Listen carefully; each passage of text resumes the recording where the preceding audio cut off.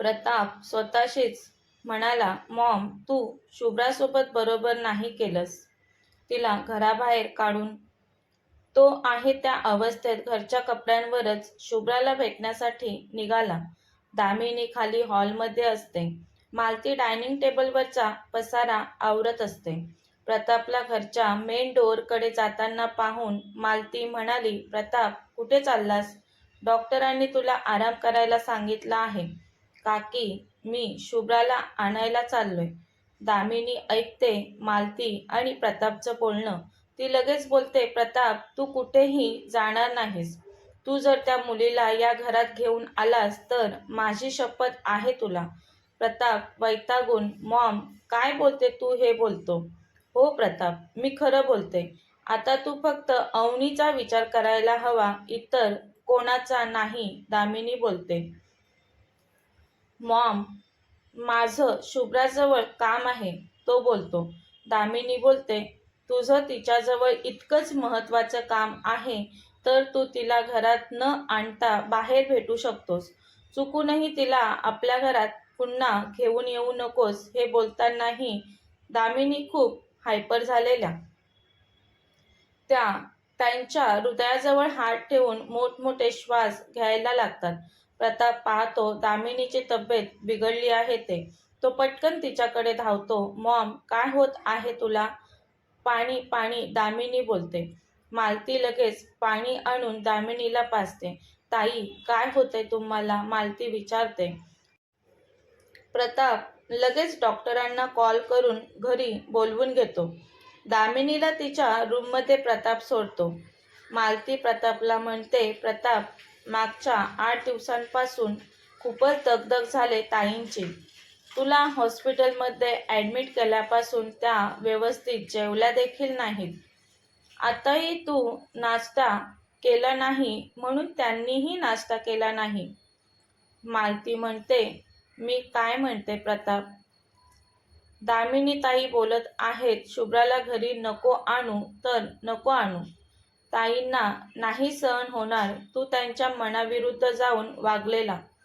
प्रताप काही न बोलता शांततेत त्याच्या रूममध्ये निघून जातो. बाजीचा कॉल येतो प्रतापला. बाजीने प्रतापच्या गैरहजेरीत त्याचं ऑफिस चांगल्या पद्धतीने सांभाळलेलं. बाजी बोलतो, सर, तुम्हाला जमलं तर ऑफिसला याल का 2 तासांसाठी? तसा प्रताप, हो येतो मी दुपारपर्यंत बोलतो. शुभ्राच्या घरी शुभ्रा 8 दिवस झाले तिच्या रूमबाहेर पडत नव्हती. शुभ्राचे आई बाबा तिची खूप काळजी घेत होते, खूप जपत होते तिला. कारण दामोदर अचानक तिच्या आयुष्यात येऊन तिचा भूतकाळ तिच्यासमोर आणून शुभ्राला खूप मोठा धक्का दिला होता त्याने. तिचं 20 वर्षांपूर्वीचं सत्य अचानक तिच्यासमोर आणलं त्याने, जे तिला या आधी कधीच माहीत नव्हतं. त्यात दामोदरने तिच्यावर चालवलेली गोळी प्रतापने त्याच्यावर घेतली. त्याची तब्येत आता ठीक आहे की नाही तेही तिला काही कळत नव्हतं. त्यामुळे ती खूप अस्वस्थ होती. तिचे बाबा आता पूर्ण सत्य सांगत होते तिला, तेही डिटेलमध्ये. शुभ्रा, तुझी आई आमच्याकडे आली तेव्हा शुभ्रा तुला म्हणजे मयुरीला नुकताच जन्म दिला होता तुझ्या आईने. ओली बाळंतीण असावी ती. 20 वर्षांपूर्वीचा तो प्रसंग शुभ्रा. त्या दिवशी काय घडलं होतं त्यांच्यासोबत माहीत नाही मला, पण तुझे खरे आई बाबा सकाळी पहाटे 5 वाजता वसू आणि माधव पाटील दारावरचं नाव वाचून दार वाजवतात. मी एवढ्या सकाळी कोण आलं असेल बोलत डोळे चोळत दरवाजा उघडला. पाहिलं तर पावसात चिंब भिजून दारात माझ्यासमोर शुभ्रा तुझे आई वडील खूप घाबरलेल्या परिस्थितीत उभे होते. ते हात जोडून मला विनंती करत होते, आमच्या बाळाला वाचवा. ते तान्हं बाळ म्हणजे शुभ्रा तू आईच्या कुशीत पदराआड होतीस. अजूनही तो प्रसंग जसाच्या तसा आठवतोय मला. शुभ्रा, मी तुझ्या पावसाच्या पाण्याने चिंब भिजलेल्या आईबाबांना पाहून, त्यांची ती अवस्था पाहून काय बोलायचं ते मला सुचत नव्हतं. मग तुझेच बाबा रिक्वेस्ट करत म्हणाले, आमचा आणि आमच्या मुलीचा जीव धोक्यात आहे. आम्हाला तुमच्या मदतीची खूप गरज आहे. आमचा नाही, पण तुम्ही आमच्या मुलीचा जीव नक्कीच वाचवू शकता. प्लीज मदत करा आम्हाला. आमच्याकडे वेळ फार कमी आहे. प्लीज नाही म्हणू नका. वसू माझ्या मागेच उभी असते. बाळ शब्द ऐकताच ती पुढे आली, कारण तिला बाळ होत नव्हतं. बाळ हवंय म्हणून वसू व्याकुळ झालेली. देवाच्या मनात काहीतरी वेगळंच होतं. लग्नाला 10 वर्ष झाले तरी आम्हाला बाळ नाही झालं, तिचे बाबा सांगत होते शुभ्राला. ते म्हणाले, शुभ्रा, तुझ्या आईच्या कुशीत तुला म्हणजेच गोंडस मयुरीला वसूने पाहिलं आणि मी काही म्हणण्या अगोदरच वसूने तुला त्यांच्या हातातून घेतलं आणि छातीशी कवटाळलं. तेव्हापासून शुभ्रा, तू वसूची आणि माझी मुलगी झाली आणि वसू तुझी आई आणि मी बाबा झालो. तुझे आई बाबा तिथून निघून गेले. दुसऱ्या दिवशी त्या दोघांचे न्यूजपेपरमध्ये फोटो आलेत. मेघना सावंत आणि किशोर सावंत या दोघांचा खून झाला. त्यांचं नवजात शिशू नाही सापडलं. हे न्यूजपेपर वाचून कळलं मला तेव्हा. शुभ्रा, तू मेघना सावंत आणि किशोर सावंत यांची मुलगी आहेस. त्यांनी तुला जन्म दिलाय. त्यांची इच्छा होती या नावाची सावळी देखील तुझ्यावर नको पडायला, कारण त्यांना तुझ्या आयुष्याची चिंता होती. दामोदर सारखा क्रूर माणूस तुला मारण्यासाठी हापाळला होता. तो शोधत होता तुला. मी चौकशी केली तेव्हा मला कळलं दामोदर खूप क्रूर माणूस आहे. पण तो जेलमध्ये होता. त्याला जन्मठेपेची शिक्षा झालेली अशी बातमी देखील न्यूजपेपरमध्ये वाचलेली मी. त्यामुळे मी थोडा निश्चिंत होतो. पण आता त्याला अचानक आपल्या घरी आलेलं पाहून मी खरंच खूप घाबरलो. त्यात एक गोष्ट चांगली झाली, तो आला तेव्हा तू घरी नव्हतीस.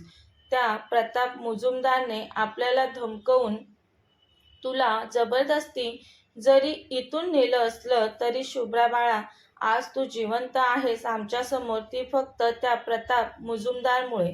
तू आमच्यासोबत आपल्या घरी असतीस तेव्हा तर त्या दामोदरने तुला त्याच क्षणी तिचे बाबा पुढे बोलणार तर तिची आई म्हणते, अहो काय बोलता हे अभद्र. शुभ्रा बाबांच्या कुशीत शिरून रडू लागली. बाबा, आई, तुम्हाला माझ्यामुळे खूप त्रास झाला.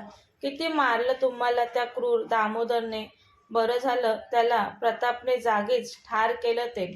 काही सेकंद थांबून बोलते, 8 दिवस झालेत बाबा, प्रतापची काहीच खबर कळली नाही आपल्याला. बाबा, आपण जायचं का त्याला भेटायला, ती विचारते. बाबा बोलतात, नाही, नको शुभ्रा, त्या घरात पुन्हा तुझा अपमान होईल. पण बाबा, मला भेटायचं आहे प्रतापला. चला ना बाबा, जाऊयात आपण. शुभ्राचे बाबा म्हणतात, त्याच्या घरी नको, त्याच्या आईला आपण आवडत नाही. तुला तिथे गेलेलं पाहून त्याची आई तुझा पुन्हा अपमान करेल. त्याच्या ऑफिसमध्ये जाऊयात आपण. त्याचा साथीदार तो इथे आपल्या घरी आलेला, काय नाव त्याचं, ते आठवण्याचा प्रयत्न करत म्हणाले. शुभ्रा बोलते, बाजी का बाबा? हो, तोच तो. असेल तो प्रतापच्या ऑफिसमध्ये. त्याच्याकडून कळेल आपल्याला प्रतापविषयी. तो बरा झाला का? त्याला हॉस्पिटलमधून सोडलं का, ते सर्व. चला बाबा, आत्ताच निघू, शुभ्रा म्हणते तिच्या बाबांना. बाबा म्हणतात, तू प्रतापला भेटल्याशिवाय शांत नाही बसणार. ठीक आहे, जाऊयात आपण. शुभ्राला कधी एकदा प्रतापला भेटते असं झालेलं. त्याला पाहण्याची ओढ सतावत होती तिच्या मनाला. तिच्यावर दामोदरने चालवलेली गोळी त्याने त्याच्या छातीवर घेतलेली. तिचा जीव वाचवला होता त्यांनी. तिच्या मनात आता त्याच्याविषयी राग नव्हता, तर सहानुभूती होती, आपुलकी होती. का वाचवलं त्याने तिला, असाच विचार करून त्याच्या उपकाराच्या ओझ्याखाली दबल्या गेल्याची फिलिंग येत होती तिला. काही दिवसांपूर्वी प्रॉपर्टी पेपर्सवर सही करण्यासाठी तिच्या बाबांना धमकावून तिला जबरदस्ती त्याच्यासोबत तो घेऊन गेलेला. तो क्रूर वागणारा प्रताप खरा प्रताप आहे, की तिच्यासाठी स्वतःच्या जीवाची पर्वा न करणारा प्रताप खरा आहे? नक्की कोणता प्रताप खरा आहे? शुभ्रा विचारात हरवलेली आता. तेवढ्यात बाबा, चल निघूया, शुभ्रा बोलले. बाबांच्या आवाजाने शुभ्रा भानावर येत, हो बाबा, निघूया बोलते. शुभ्रा आणि तिचे बाबा दोघेजण प्रतापला भेटण्यासाठी घरातून निघतात. प्रताप दुपारनंतर त्याच्या ऑफिसमध्ये गेलेला. ऑफिस जवळच क्लब असतो. प्रताप मनात आलं की लगेच क्लबमध्ये जायचा. बऱ्याच दिवसांपासून क्लबमध्ये प्रताप टीनाला भेटायला आला नाही, म्हणून आज टीना देखील प्रतापला भेटायला त्याच्या ऑफिसमध्ये निघालेली. बाजी आणि प्रताप दोघेजण लॅपटॉपवर कोणत्या तरी प्रोजेक्टवर महत्त्वाचं काम करत होते. तेवढ्यात टीना प्रतापच्या केबिनमध्ये आली. तसा बाजी सर येतो मी बोलून तिथून निघून गेला. टीना, तू इथे काय करतेस? टीना केबिनमध्ये आत येताच प्रतापने त्याच्या कपाळावर आठ्या पाडत विचारलं, असं काय करतोस प्रताप? तू मला भेटायला ऑफिसमध्ये बोलवलेलं तेव्हा कसा वागलेलास माझ्याशी? आठवते का काही तुला? तरी मी तुझी खूप वाट पाहिली क्लबमध्ये. आज येशील, उद्या येशील तू म्हणून, पण तू मला भेटायला आलाच नाहीस. मग मी चाले तुला भेटण्यासाठी. खूप आठवण येत होती मला तुझी. तुलाच हल्ली माझी आठवण येत नाही, असं का वागतोस प्रताप माझ्यासोबत? बोलत ती त्याच्याजवळ येऊन त्याच्या छातीवर बोट फिरवत म्हणाली, टीना, हे माझं ऑफिस आहे. मला इन्फॉर्म न करता तू कशी आलीस? यापुढे मला कळवल्याशिवाय इथे यायचं नाही, समजलं तुला? तो चिडून म्हणाला आणि तिला स्वतःपासून दूर केलं त्याने.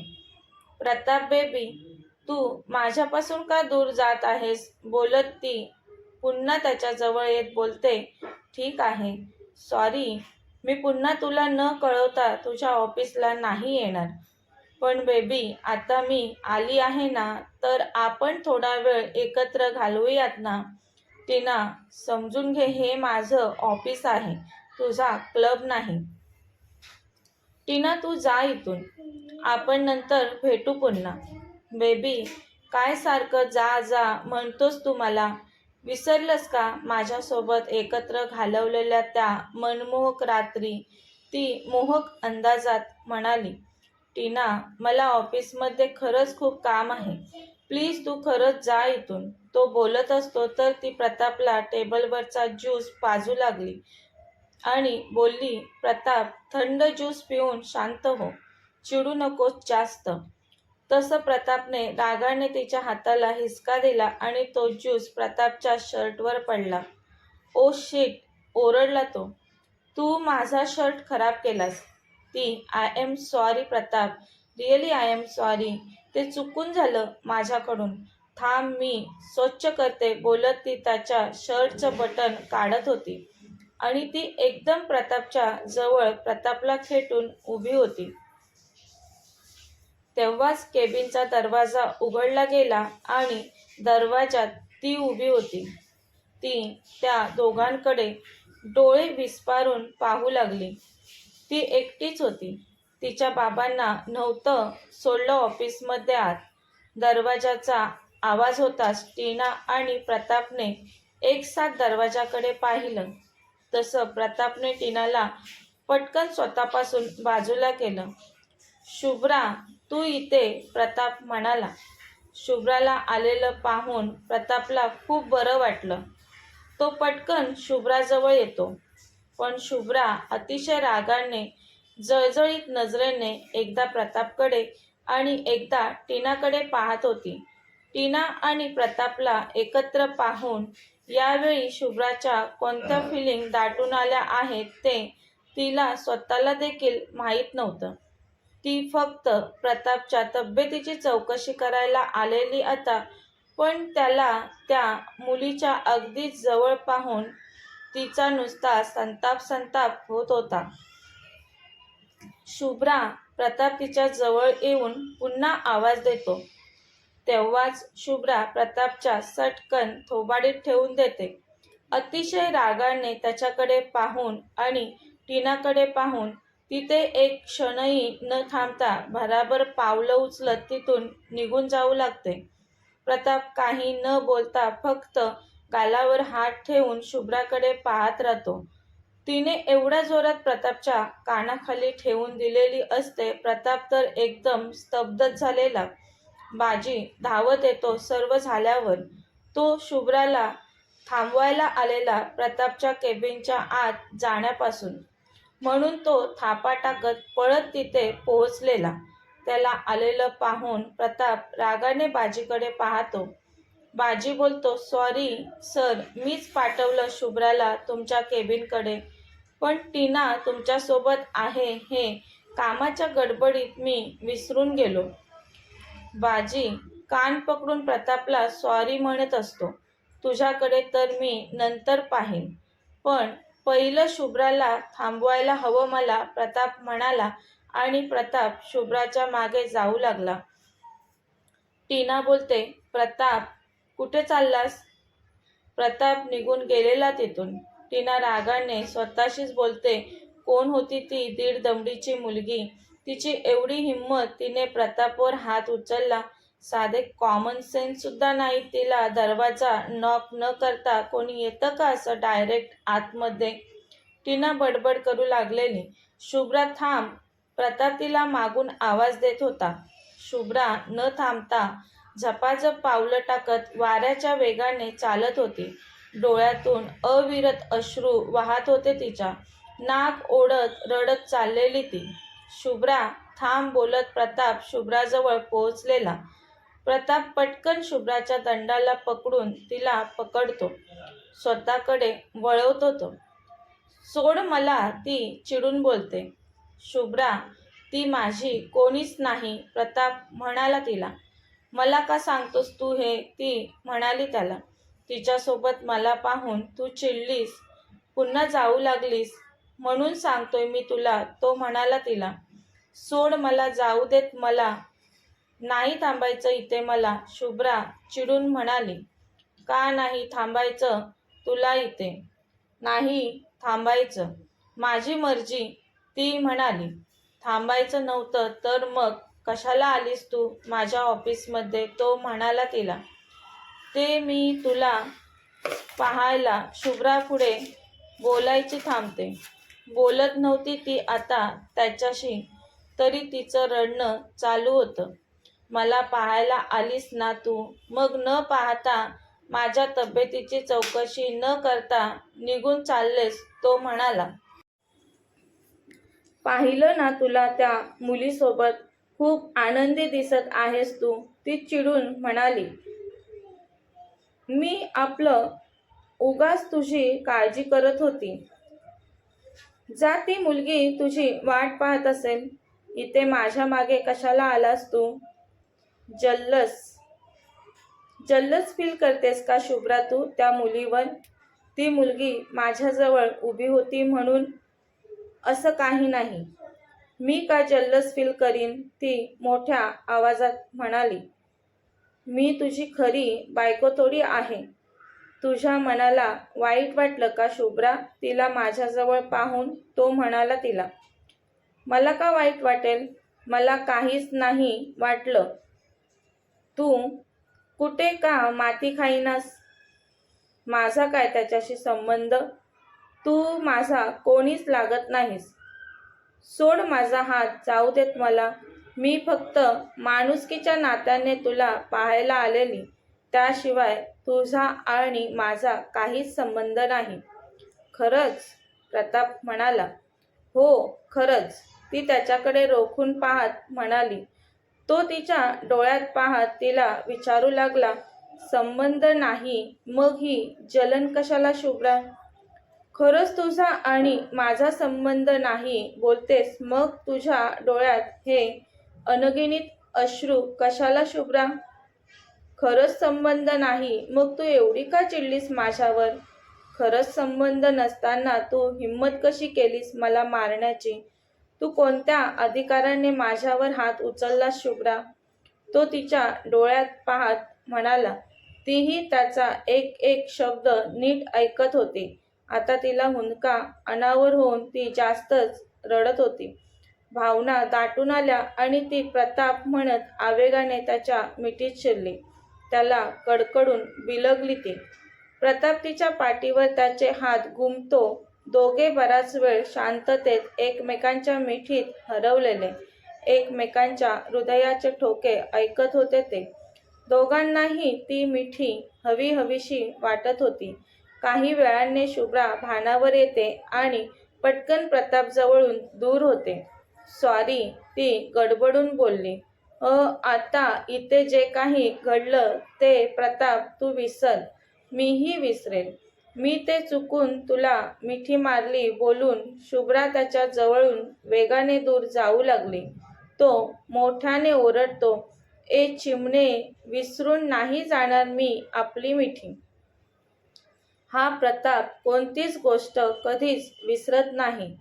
शुभ्रा, तू मला मारलेली ही गोड मिठी मी कधीच विसरणार नाही.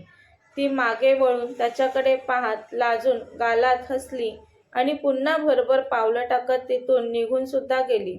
प्रताप खूप खुश झालेला शुभ्राने त्याला स्वतःहून मारलेल्या मिठीमुळे. ती निघून गेल्यावर प्रताप स्वतःशीच बोलतो, शुभ्रा, अजिबात विसरणार नाही मी तू मला मारलेली गोड मिठी आणि तुझा नाजूक स्पर्श. Because I love you Shubhra, I love you so much. बोलून तो आनंदाने स्वतःशीच हसतो. कथेचा पुढील भाग पाहण्यासाठी चॅनलला सबस्क्राईब करा. कथा आवडल्यास लाईक, शेअर आणि कमेंट करायला विसरू नका. कथेचे यापूर्वीचे सर्व एपिसोड प्लेलिस्टमध्ये सेव्ह आहेत. पाहिले नसतील तर कृपया पहा. धन्यवाद.